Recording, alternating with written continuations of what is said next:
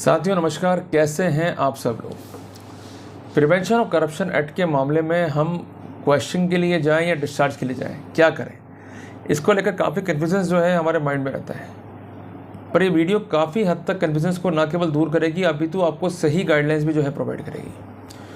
जो आज का वीडियो है ये बेस्ड है इलाहाबाद हाईकोर्ट के एक महत्वपूर्ण जजमेंट के ऊपर, जहाँ पर ऐसे ही सिनेरियो पर डिस्कस किया गया है और ये स्पष्ट किया गया है कि अगर आपको टेक्निकल मुद्दों पर कोई पिटिशन मूव करनी है तो 482 CRPC उसके लिए बेटर रेमेडी नहीं है।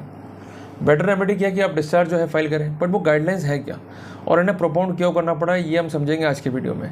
और जब भी हम प्लान कर रहे हैं इस तरह के पिटिशंस के लिए तो हमें किन किन बातों को ध्यान में रखना है कि आंसर जो है वो जब पिटिशंस के फॉर्म में फॉर्मुलेट होंगे तो उस समय क्या क्या बातों का ध्यान हमें रखना है ताकि हमें कोई दिक्कत जो है वो नहीं आवे। टॉपिक काफ़ी इंपॉर्टेंट है, एक पेन और एक पेंसिल लेकर बैठिए, जो कुछ बता रहा हूँ उसको नोट डाउन करते हुए चलिए, कोई दिक्कत आपको नहीं आनी है, यकीन मानिएगा। तो साथियों शुरू करता हूँ आज का प्रेजेंटेशन। साथियों इस केस में जजमेंट जो है ये है ऑनरेबल इलाहाबाद हाईकोर्ट का 5/9/2023 इसकी डेट है। हर्ष वर्सेस स्टेट ऑफ यूपी इसका साइटेशन है। साथियों इस केस में एक सेक्शन 482 CRPC के तहत पिटिशन मूव करी थी अक्यूज ने for questioning of the entire chargesheet, जो कि फाइल हुई थी सेक्शन 13(1)B PC एक्ट में। आरोप क्या थे कंसेंट एप्लीकांट के कि जो केस है वो टोटली इलीगल है, एलिगेशन जो है वो फॉल्स है, बेसलेस है। और उसका कहना ये कि जो चेक पीरियड है वो है 1/1/2003 से 29 मई 17 तक, जबकि FIR और चार्जशीट जो है ये है अमेंडमेंट एक्ट के अंदर। और अमेंडमेंट एक्ट जो है ये फोर्स में आया 26 जुलाई 18 को as far as PC is concern, जिस कारण संपूर्ण प्रोसीडिंग जो है अब्यूज ऑफ प्रोसेस है, it is liable to be question and set aside. इसका अपोज जो है स्टेट ने किया। कोर्ट ने यहाँ पर FIR को देखा। कोर्ट का यद्यपि एक बात सही है कि चेक पीरियड जो है वो अमेंडमेंट से पहले का है, और ये बात भी सही है कि जो उसमें एलिस्ट डिस्क्रिपेंसी बताई गई है वो है concerning the A-list income, A-list asset, A-list expenditure. और ये सब चीज़ें अगर मिला के देखी जाए तो ये माना है कंसर्न एजेंसी ने कि इनका जो भी एग्जिस्टिंग आउटकम है, फाइनेंशियल आउटकम, वो डिस्प्रपोर्शनेट है to the known source of income. तो कोर्ट ने सबसे पहले सेक्शन 13 को देखा और 13(1)B और 13(1)D या E में जो है डिफरेंशिएट करा। देखो अमेंडमेंट से पहले की जो स्थितियां हैं उसमें वर्ड जो है इंटेंशनल यूज़ नहीं है, पर अमेंडमेंट के बाद वाले जो स्थितियां हैं उसमें वर्ड इंटेंशनल यूज़ है। और सेक्शन 13(1)B क्या बोलता है कि इंटेंशनल इनरिचमेंट।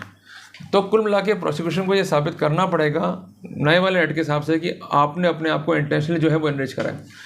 पुराने में क्या था कि आपके पास कोई ऑफिशियल फंक्शंस है या पावर्स हैं उसका आप अब्यूज़ कर रहे हो और उसके जरिए जो है एक काला धन या ब्लैक मनी जो है जनरेट कर रहे हो, जिसको बोलते हैं प्रोसीड ऑफ क्राइम, जिसके लिए कंसर्न सेक्शन है section 18A of the PC act. तो उस सिनेरियो में कंसर्न अथॉरिटी जो है वो प्रोसीड कर सकती है अगर उनके पास ऐसे एविडेंसेस हैं कि आपने अपनी पोजीशन का मिसयूज़ करते हुए अनलॉफुल गेन किया है, तो खुद के लिए या किसी थर्ड पार्टी के लिए, और कुल मिला के आपने पेक्यूनरी सोर्सेज को जो है ऑब्टेन किया और जो पेक्यूनरी सोर्सेज थे ये डिस्प्रपोर्शनेट थे to the known source of income.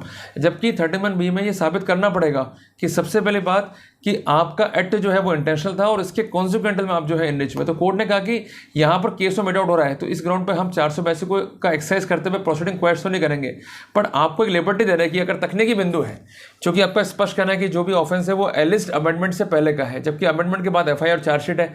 और बेसिक लॉ ये है कि जो भी एक्ट होते हैं वो होते हैं प्रोस्पेक्टिव, या जो भी जजमेंट सुप्रीम कोर्ट के होते हैं वो होते हैं प्रोस्पेक्टिव। अगर पार्लियामेंट कोई लॉ बना रही है जिसका इम्पैक्ट रेट्रोस्पेक्टिव है तो उसको स्पेसिफिकली अवॉइड करना पड़ेगा, अगर ऐसा नहीं है तो उसका इम्पैक्ट हमेशा प्रोस्पेक्टिव ही होगा। तो कोर्ट ने यहाँ पर लिबर्टी दी कंसर्न अक्यूज को कि आप डिस्चार्ज जो है मूव कर लें और डिस्चार्ज में सारे बिंदुओं को रेज कर लें, और कंसर्न कोर्ट को डायरेक्शन दी कि इसको आप कंसिडर करते हुए तय करोगे एज पर लॉ। दूसरी बात, till then no coercive action is to be taken. तो साथियों आज के अध्याय से हम 3 बातें जो है समझ पाते हैं। सबसे पहली बात, हाईकोर्ट तब आप जाएं 482 में जब आपके पास ऐसे फैक्ट्स है जो अनकॉन्ट्रोवर्टेड है, अगर इनको ग्रॉस्पल ट्रुथ के रूप में सही मान भी लिया जाए, even though no prima facie cases made out. Number 1, अगर ऐसी बात नहीं है तो बिल्कुल मूव ना करें। दूसरी बात, तकनीकी बिंदुओं पर 482 नहीं लगानी है, उसके लिए आपको डिस्चार्ज फाइल करना है। और तीसरी सबसे इंपॉर्टेंट बात कि जो भी आप आर्गूमेंट रेस कर रहे हैं it should be based on the strong reason, कि यहाँ पर 482 भले वो हार गया पर उसके पास एक स्ट्रॉन्ग रीजन से, तो कोर्ट ने वहाँ पर लिबर्टी प्रोवाइड कर दी। तो इन बातों को ध्यान में रखते हुए हमेशा प्लीडिंग्स करें, हमेशा जो है ड्राफ्टिंग करें, और जब भी कोई बात आप कहें तो it should be supported by law. अगर वो नहीं है तो दिक्कत जो है आपके लिए होने वाली है। तो साथियों मिलते हैं एक नए टॉपिक के साथ, तब तक के लिए जय हिंद, जय भारत।